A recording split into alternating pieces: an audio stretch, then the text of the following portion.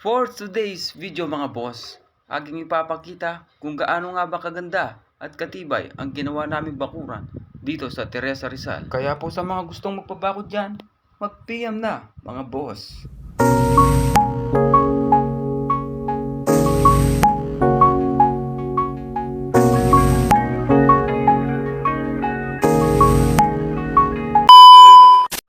Ganito nga po pala namin inumpisa ng paggawa ng gate. Una ay nag-grinder muna si Paring Dan. Pangalawa ay nag-grinder din si Master Jel. Dahil sa sobrang naiinip si Master Jel sa bahay, wala siyang magawa, ay pinuntahan niya si Paring Jan at para gawin ang gate. Ilang oras na nga pala ang nakalipas, ay unti-unti na silang natatapos sa paggawa ng gate. Pagkaraan pa ng ilang minuto, ito na ang naging kabuuan ng buong gate.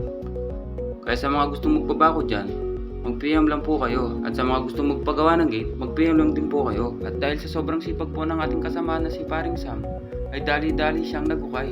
Kaya ilang minuto na nga ang nakalipas, ay ito na ang naging resulta.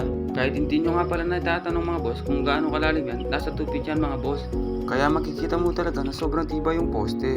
Nagtulong-tulong na nga rin pala kami mga boss sa pag-uukay at pagbubuhat ng mga poste.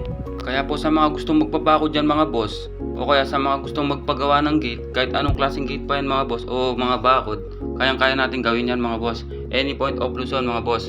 Free delivery tayo at free shipping, walang bayad mga boss. Kaya sobrang mura lang mga boss. Kaya kung ako sa inyo mga boss, mag-PM na kayo mga boss. Ilang oras nga pala ang nakalipas, ay ito na ang naging resulta.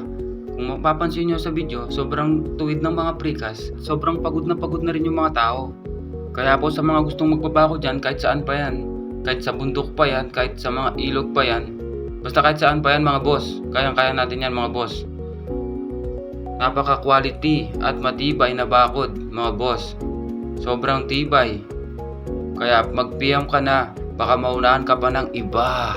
Kaya po kung napanood mo tong video na to, huwag mong ikalimutan i-share. I-mention mo na rin yung mga kaibigan mo, baka gusto nilang magpagawa ng bakod. Maraming salamat nga po pala sa panonood. Sinayang ko na naman ang ilang minuto ng oras nyo. Paalam!